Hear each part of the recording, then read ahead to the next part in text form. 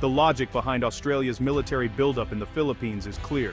The main driver, countering China's maritime expansion and its claims over the South China Sea. Strengthening the Philippines helps it assert sovereignty and creates a more stable region, raising the cost of aggression.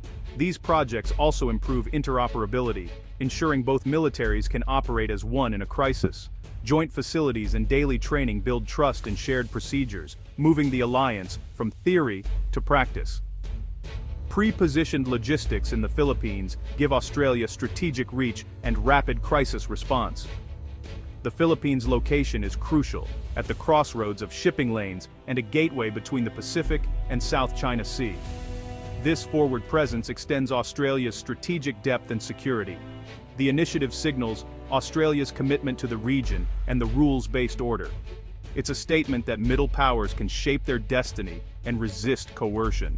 The partnership between Australia and the Philippines is now visible across the fields, skies, and waters of the archipelago, demonstrating a new era of military cooperation and shared commitment.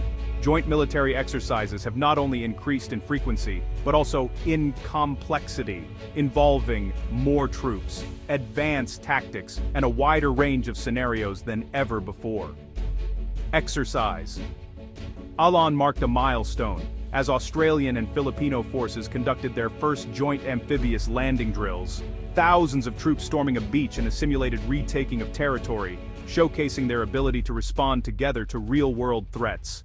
Exercise Pitch Black brought Philippine fighter jets to Australia for advanced air combat drills, allowing pilots to train in unfamiliar skies and strengthen aerial tactics alongside their Australian counterparts. Australian naval vessels now regularly patrol with the Philippine Navy in contested waters, sending a clear message of unity and shared resolve to safeguard maritime security. These exercises build muscle memory. Soldiers learn to operate as a single, cohesive force, seamlessly coordinating movements and responses under pressure. Effective communication and trust are forged through repeated demanding drills, where every signal and command can make the difference between success and failure. In a real crisis, this deep integration and readiness to act together is absolutely essential for a swift and effective response.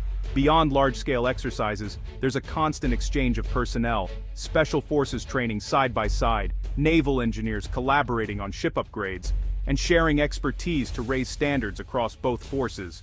Day-to-day collaboration builds not just operational efficiency, but also personal relationships and strong institutional ties that endure beyond the drills.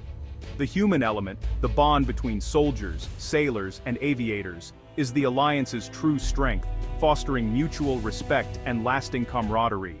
This is deterrence in action, not just on paper, but demonstrated every day through unity, readiness, and the visible strength of allied forces working together. The exact locations of the 8 projects remain classified, but careful analysis and open-source intelligence point to several key sites that are strategically significant for both defense and deterrence. Palawan, facing the disputed Spratly Islands, is almost certainly a top choice. Upgrading air and naval bases here would put Allied forces just minutes from potential flashpoints in the South China Sea, allowing for rapid deployment and increased surveillance capabilities. Basa Air Base, located north of Manila, is already a major hub. With further upgrades, it could host larger aircraft and advanced systems, giving the alliance greater control over the vital Luzon Strait and enhancing air defense coverage for the northern approaches. Cebu, with its central location and major port facilities, stands out as a potential logistics and repair hub, providing essential support and resilience away from the immediate front lines and ensuring that supply chains remain robust during crises. Each selected site offers unique geographic advantages, forming a distributed network of mutually supporting bases that can reinforce each other in times of need. This concept of distributed lethality makes it far more difficult for any adversary to cripple the alliance with a single, concentrated strike, as assets are spread out and can operate independently if needed. By spreading forces across the archipelago, the alliance creates a more resilient and survivable defense posture, able to adapt quickly to changing threats and maintain operational tempo. The selection of these locations is highly strategic, not random, reflecting careful planning and a deep understanding of regional security dynamics. Working together, these bases ensure rapid response, sustained operations, and a credible deterrence against any potential aggression, strengthening the overall security architecture. It's a modern, flexible approach, specifically tailored for the complex and evolving challenges of the 21st century maritime environment in the Indo-Pacific. Ultimately, the alliance is building not just bases, but a robust network of security, cooperation, and shared commitment to regional stability. Australia's military buildup in the Philippines is sending ripples across the Indo-Pacific, signaling a new era of regional security cooperation and heightened strategic competition. For China, it's an unwelcome development, disrupting its strategy of dealing with Southeast Asian nations one-on-one and challenging its growing influence in the region. The alliance demonstrates a trend of regional minilateralism, smaller countries banding together to resist coercion and assert their collective interests in the face of larger powers. ASEAN states are watching closely. Some see it as a boost to stability and a deterrent against aggression, while others remain cautious about being drawn into great power competition. Australia's model, building host nation capacity, not sovereign bases, may appeal to other Southeast Asian countries seeking to strengthen their own defenses without hosting foreign bases. For the US, this is a significant boost to its Indo-Pacific strategy, encouraging allies to share the security burden and deepening multilateral cooperation in the region. The partnership strengthens the Allied security network, complicating adversaries' planning and enhancing collective deterrence.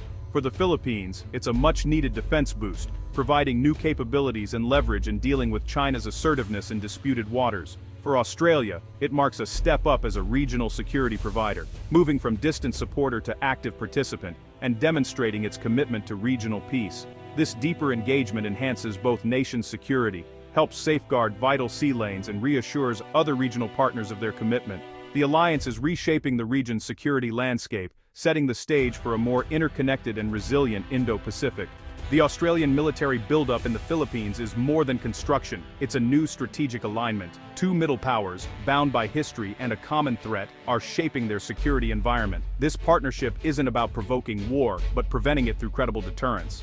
By enhancing Philippine defense and building deep interoperability, Australia sets a new model for regional cooperation. It's a partnership based on mutual respect and shared interests, not patronage. This approach is sustainable and effective for Southeast Asia's independent nations. The move will draw criticism from Beijing and require careful diplomacy, but the strategic imperative is clear. Standing alone is no longer an option. The Indo-Pacific security will depend on networks of like-minded partners. The Australia-Philippines alliance is a quiet game changer, a beacon of hope for a stable, prosperous future.